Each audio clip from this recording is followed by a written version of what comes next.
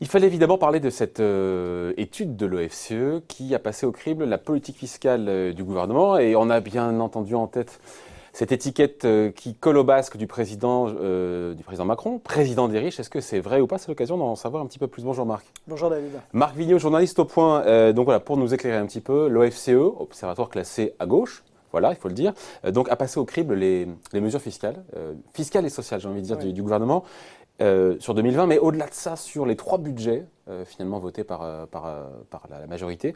3 budgets donc, et en regardant les conséquences que ça a, sur quoi? Et oui, sur notre petit pouvoir d'achat.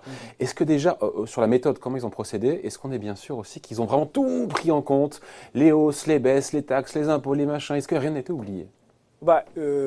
Alors justement, Bercy, puisque les résultats donnent des résultats un peu critiques vis-à-vis de la politique fiscale du gouvernement, on va en reparler.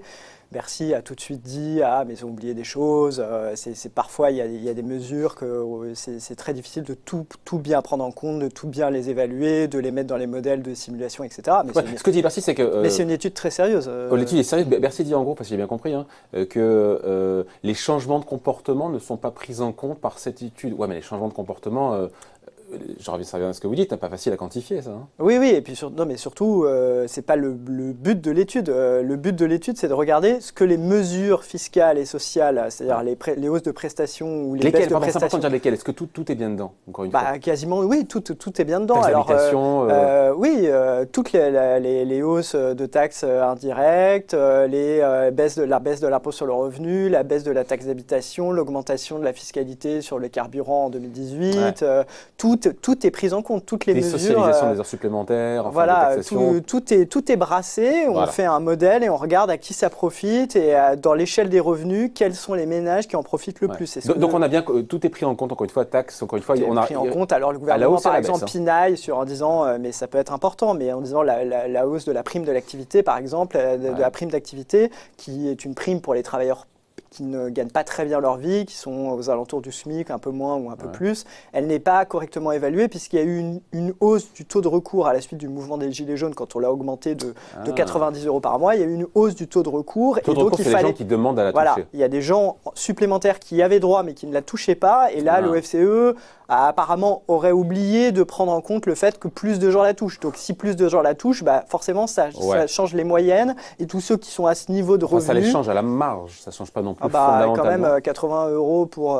il y a 1 milliard d'euros de plus qui a été distribué sur des gens qui sont quand même très concentrés sur des niveaux revenus assez faibles.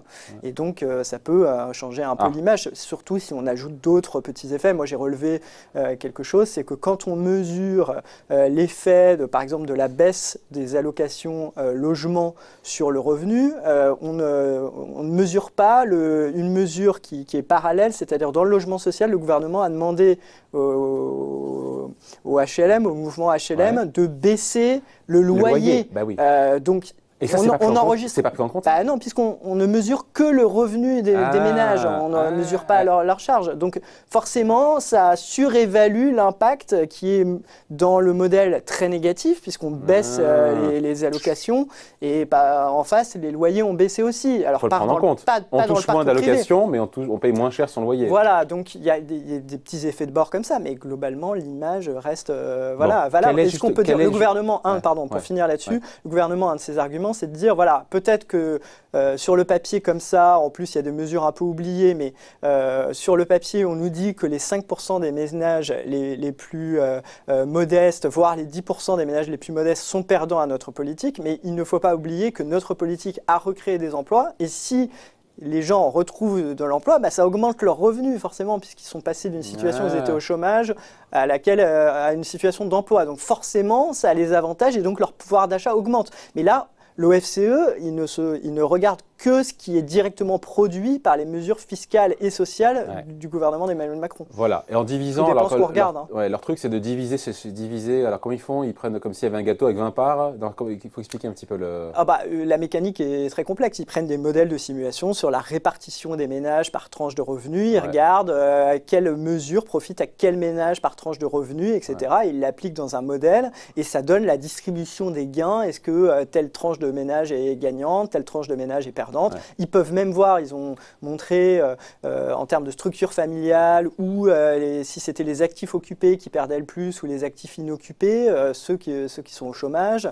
Voilà. Ouais. Donc voilà. Et donc on a le verdict. Le verdict, c'est que en gros, sous Emmanuel Macron, mieux vaut être actif et aisé que chômeur, retraité ou plus modeste. Est-ce que the big picture, c'est ça? Alors, ce que dit l'étude, c'est que malgré le rééquilibrage de la politique économique d'Emmanuel Macron après le mouvement des Gilets jaunes et en 2019 et en 2020, le bilan de sa politique fiscale reste très marqué par les mesures qui ont favorisé beaucoup les très riches. La fiscalité du capital, puisqu'il a décidé de commencer par la baisse de la fiscalité du capital et de la flat tax. Et la suppression donc, de l'ISF. évidemment, on voit cet effet sur l'échelle de distribution de revenus. On voit que les 5% les plus riches, voire les 1% ou les 0,1% sont très gagnants du fait de ces mesures de début de quinquennat. Mais depuis, il y a plein de choses qui se sont passées et au final, ce qu'on peut retenir quand même à mon avis, c'est que, c'est ce que dit l'OFCE, c'est qu'il y a 17 milliards de baisses d'impôts qui profitent aux ménages au total, notamment grâce aux mesures prises après dont un quart aux ménages les plus aisés. Sur ces 17 milliards d'euros distribués aux ménages sur l'ensemble, enfin sur le demi-quinquennat, un quart va aux ménages les plus aisés. Selon la FCE, puisque le gouvernement dit « Ah oui, mais ils prennent donc une évaluation de ce qu'a coûté la baisse de la fiscalité du capital qui est un peu surévaluée, puisque en fait, par derrière, on a enregistré des rentrées d'argent sur les dividendes, puisqu'il y a eu plus de dividendes distribués, etc. » Donc, ils relativisent un peu. Donc, il y a une partie, oui, qui est marquée par ce qui s'est passé au début du quinquennat. C'est cette partie-là des 17 milliards. On peut dire que c'est un quart, bon, voilà. C'est une partie non négligeable et il y a toute une autre partie qui est en gros centrée sur ce qu'on pourrait dire, chacun a sa propre définition, mais l'OFCE dit les classes moyennes, ceux qui sont au milieu de la distribution de l'échelle de revenus et plus le revenu augmente dans ce milieu de la distribution et plus les gains sont importants.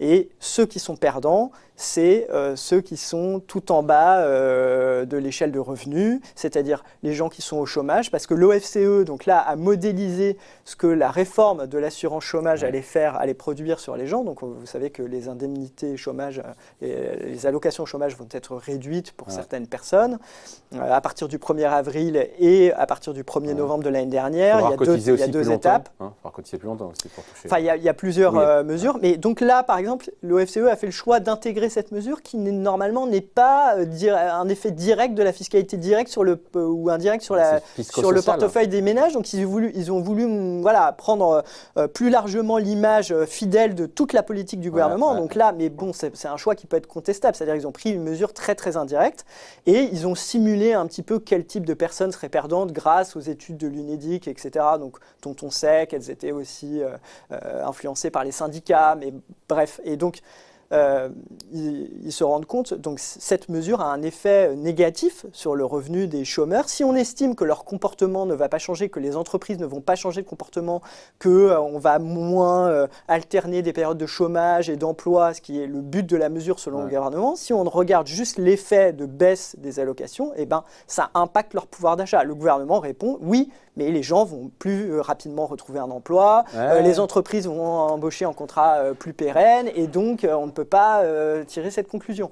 Donc, si on fait un bilan de ce qu'on vient de dire là, parce qu'on a dit plein de choses, il y a une forme de rééquilibrage qui a été fait au-delà après 2018, après la crise des Gilets jaunes, avec plus de mesures en faveur des classes moyennes et moyennes supérieures pour contrebalancer les effets du début de mandat des mesures qui, pour le coup, allaient plutôt vers les ménages les plus aisés. Les grands gagnants, ce sont les actifs. Finalement, c'est ça, si on veut dire, les grands gagnants. Oui, c'est ceux qui travaillent, qui ont bénéficié de l'augmentation de la prime d'activité, qui est un effet très important, qui peuvent parfois commencer à être imposables à l'impôt sur le revenu, donc bénéficier de la suppression de 5 milliards sur la première tranche de l'impôt sur le revenu.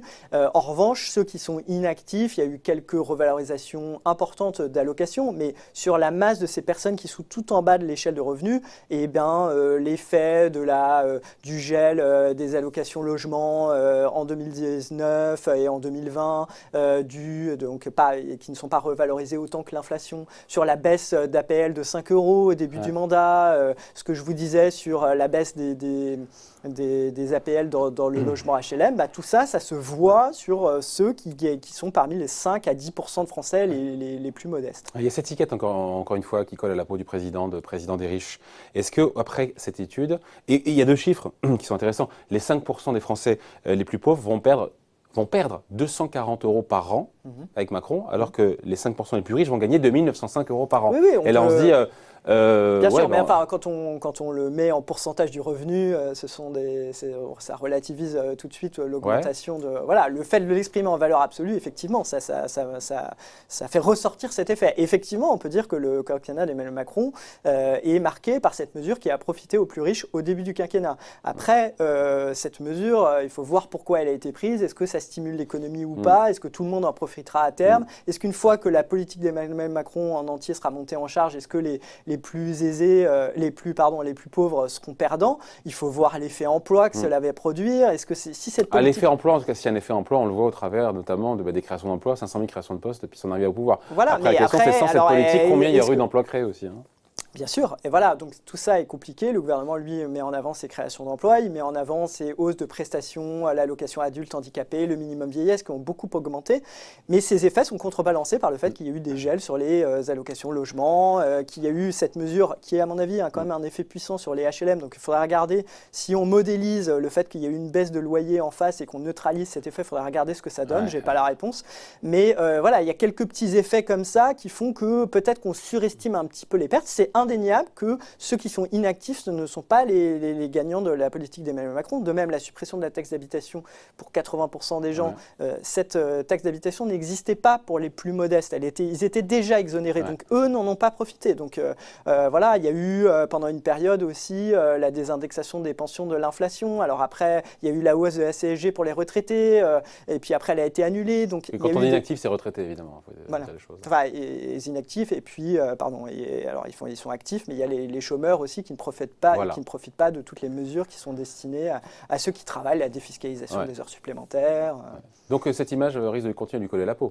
Bien sûr, cette image-là, pour ceux qui considèrent que Emmanuel Macron a servi ses amis, etc., cette image sera renforcée. Pour ceux qui considèrent que, au contraire, ces mesures étaient nécessaires en termes d'attractivité de la France, pour remettre la France dans la moyenne européenne en termes de fiscalité du capital, l'ISF n'existant pratiquement nulle part ailleurs et la fiscalité du capital étant imposée à un taux unique de flat tax dans les pays du Nord qui ne sont pas les pays les plus inégalitaires, ces gens-là vont continuer à dire que c'était nécessaire pour s'aligner sur la moyenne européenne, pour retrouver de l'attractivité et au final que tout le monde sera tiré vers le haut. Ce débat, il est très difficile à trancher. Il n'est pas encore tranché. Ce qui est sûr, c'est que effectivement, au début du quinquennat, les plus modestes se retrouvaient avec des pertes, surtout que, rappelez-vous, la baisse de cotisation sociale qui devait profiter aux salariés, même modestes, etc., elle a été décalée de plusieurs mois, alors que la hausse de la CSG, pour les retraités et pour les autres, elle était tout de suite. Et ce décalage-là a beaucoup joué. On finit juste parce qu'il y a la couverture. Le Point sort cette semaine. Trump, l'homme qu'il fallait prendre au sérieux. Qu'est-ce qu'on y lit notamment en économie? Alors, en économie, on y lit l'histoire incroyable souterraine de cette bataille pour la 5G. Il faut développer le réseau 5G, c'est une question d'attractivité pour la France, mais la question est-ce qu'on se livre aux Chinois et à Huawei?